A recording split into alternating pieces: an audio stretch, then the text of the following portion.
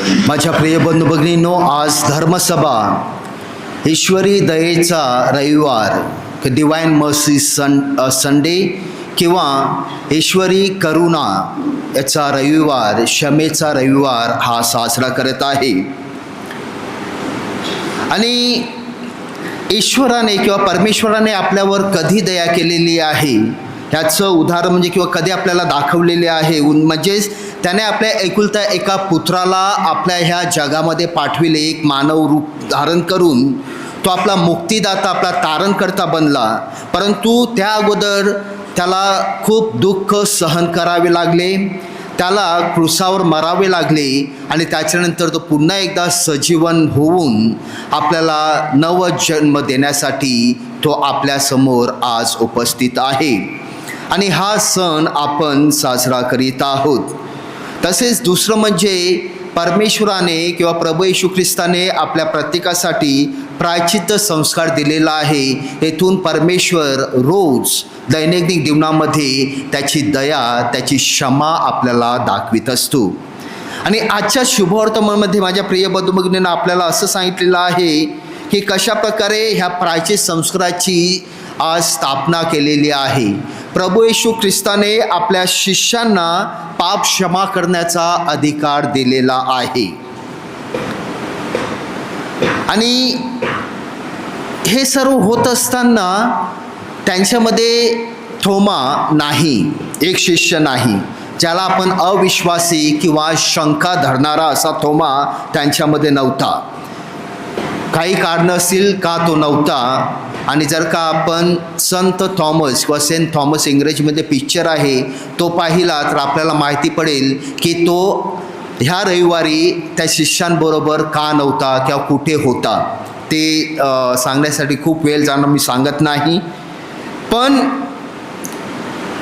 जेव्हा दुसऱ्या रविवारी प्रभू येशू ख्रिस्त किंवा जेव्हा त्याला सांगितण्यात आलं की आम्हाला प्रभू येशू ख्रिस्ताने, सजीवन झालेल्या ख्रिस्ताने दर्शन दिलेलं आहे की आपल्याला तो भेटलेला आहे, तेव्हा त्याच्यावर त्याचा विश्वास बसलाच नाही.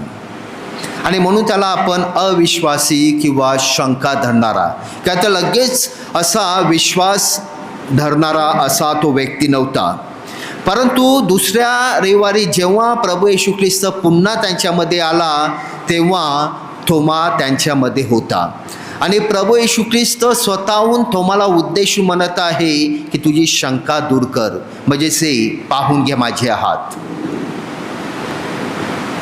आणि जेव्हा थोमाला माहिती पडतं की प्रभू येशू ख्रिस्ताने त्याला क्षमा केलेली आहे, त्याच्यावर दया केलेली आहे, त्याच्यानंतर त्याचा जो प्रतिसाद आहे तो त्याच्या विश्वासाचा आणि त्याच्या श्रद्धेचा, माझा प्रभू आणि माझा देव.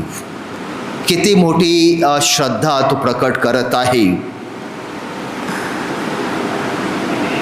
माझ्या प्रिय बंधू भगिनींनो, आज आपण जो ईश्वरी दयेचा रविवार साजरा करीत आहोत किंवा आजच्या शुभवर्तमानामध्ये आपल्याला थोमाचं उदाहरण देऊन हे सांगण्यात आलेलं आहे की परमेश्वर आपल्या प्रत्येकावर दया करीत असतो, आपल्याला क्षमा करीत असतो. परंतु आपलं ख्रिस्ती जीवन तिथंच थांबलं नाही पाहिजे. तर थोमाचं उदाहरण घेऊया की त्याला माहिती आहे की परमेश्वराने, प्रभू येशू ख्रिस्ताने त्याला क्षमा केलेली आहे, त्याच्यावर दया दाखविली आहे.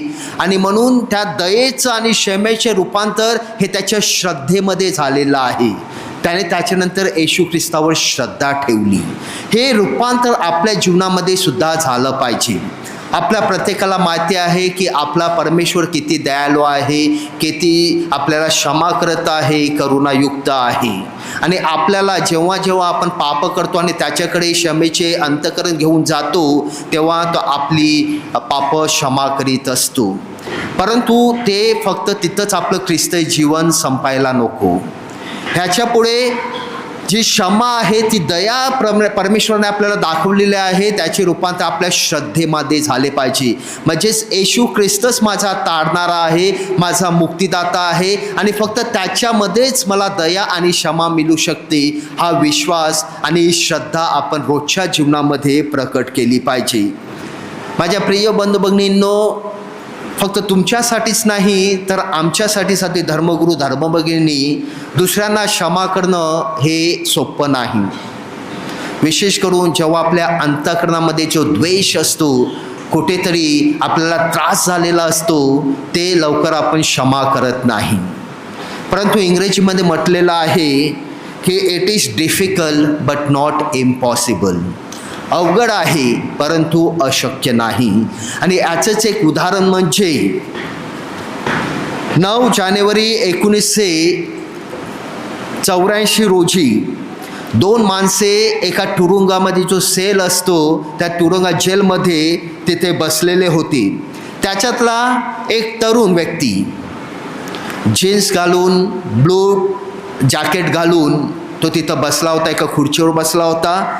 आणि त्याच्याच अपोजिट समोर एक वयस्क माणूस पांढरे कपडे घालून आणि एक पांढरी टोपी घालून त्याच्यासमोर बसला होता. आता तरुण मुलगा कोण होता, की तरुण कोण होता? ते तरुण, त्याचं नाव होतं मेहमेद अली आक्का. ह्याच तरुणाने 13 मे रोजी 1981 ह्या रोजी पोप, आता आपण संत जॉन पॉल दुसरे म्हणतो, त्यांच्यावर गोळी झाडली होती. त्यांना शॉट केलं होतं. आणि जेव्हा पोप चांगले झाले तेव्हा तो ह्या युवकाला तिथं भेटायला गेला. तर दुसरा माणूस होता तो म्हणजे संत पोप जॉन पॉल दुसरे. त्यांच्यामध्ये जो संवाद झाला, की सभा झाली, मीटिंग झाली, ती फक्त 20 मिनिटाची होती, त्याच्यापेक्षा जास्त नव्हती. आणि त्यांच्यामध्ये जास्त काही संवाद पण घडला नव्हता, कारण त्या युवकाला सुद्धा माहिती होतं की त्याने कोणावर गोळी झाडली होती.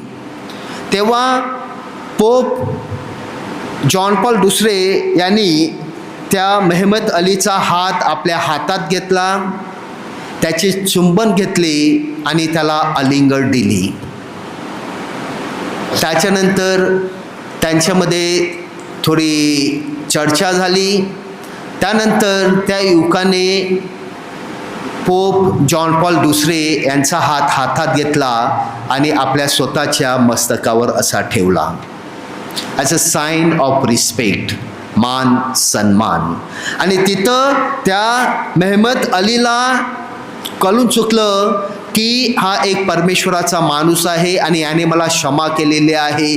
परमेश्वराची करुणा आणि दया माझ्यावर आहे. आणि फक्त इतकंच नाही, त्याच्यानंतर त्याने आपल्या जीवनामध्ये परिवर्तन आणले आणि आपला विश्वास येशू ख्रिस्तावर, आपल्या धर्मसभेवर त्याने विश्वास प्रकट केला.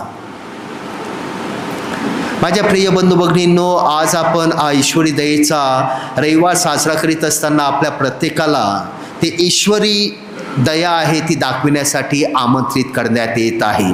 सांगितल्याप्रमाणे की परमेश्वर आपल्याला सर्वांना क्षमा करतो, आपल्यावर दया करीत असतो. परंतु त्याचं रूपांतर आपल्या श्रद्धेमध्ये झालं पाहिजे. तेव्हाच आपल्या अंतःकरणामध्ये जी आंतरिक शांती म्हणतो आपण, की आंतरिक दया आहे, त्याचा आपण अनुभव घेऊ शकतो. आणि फक्त आपली श्रद्धा प्रकट न करता आपण त्या आपल्या कृतीद्वारे दुसऱ्यांना क्षमा करण्यासाठी सुद्धा प्रभू येशू ख्रिस्त आपल्याला बोलावित आहे. आणि ते आपलं ख्रिस्तीय कर्तव्य आहे, ते आपलं ख्रिस्तीय जीवन आहे.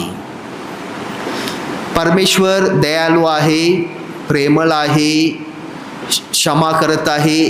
त्याची क्षमा आपल्याला रोज आपल्या जीवनामध्ये मिळत असते. आपण किती वाईट असलो तरी, आपल्या जीवनामध्ये आपण किती अविश्वासी असलो तरी, किती शंका धरली तरीसुद्धा परमेश्वराची दया आपल्यावर असते. तो आपल्याला नेहमी क्षमा करीत असतो. फक्त त्यानंतर आपला जो प्रतिसाद आहे तो श्रद्धेचा असायला हवा, विश्वासाचा असायला हवा, की तोच येशू ख्रिस्तच माझा तारणकर्ता आहे, मुक्तीकर्ता आहे. आणि म्हणून आपले प्रेम दाखवण्यासाठी त्या येशू ख्रिस्तावर आपल्याला हे सर्व कृतीमध्ये उतरविणे खूप गरजेचं आहे. आणि हे आपलं ख्रिस्तीय जीवन, आणि हे ख्रिस्तीय जीवन जगण्यासाठी प्रभू येशू ख्रिस्त आपल्या प्रत्येकाला पाचारण देत आहे, आमंत्रित करत आहे. आणि म्हणून प्रिय बंधू भगिनींनो, आजच्या पवित्र मिसाबलंबीमध्ये भाग घेत असताना आणि ईश्वरी दयेचा हा रविवार साजरा करीत असताना विशेष करून प्रार्थना करूया आणि विशेष करून आपले जे अंतःकरण आहे ते अंतःकरण शुद्ध करूया, पवित्र करूया. परमेश्वराकडे जाऊन दया मागूया, क्षमा मागूया. त्यानंतर त्या करुणायुक्त अंतःकरणाने आपला प्रतिसाद हा एक विश्वासाचा, श्रद्धेचा असायला हवे. आणि हाच विश्वास आणि ही श्रद्धा आपण आपल्या कृतीद्वारे म्हणजे दुसऱ्यांना क्षमा करून, दुसऱ्यांवर दया दाखवून करणे आणि ख्रिस्ती जीवन जगणे. म्हणून आपण विशेष करून प्रार्थना करूया आणि कृपा मागूया.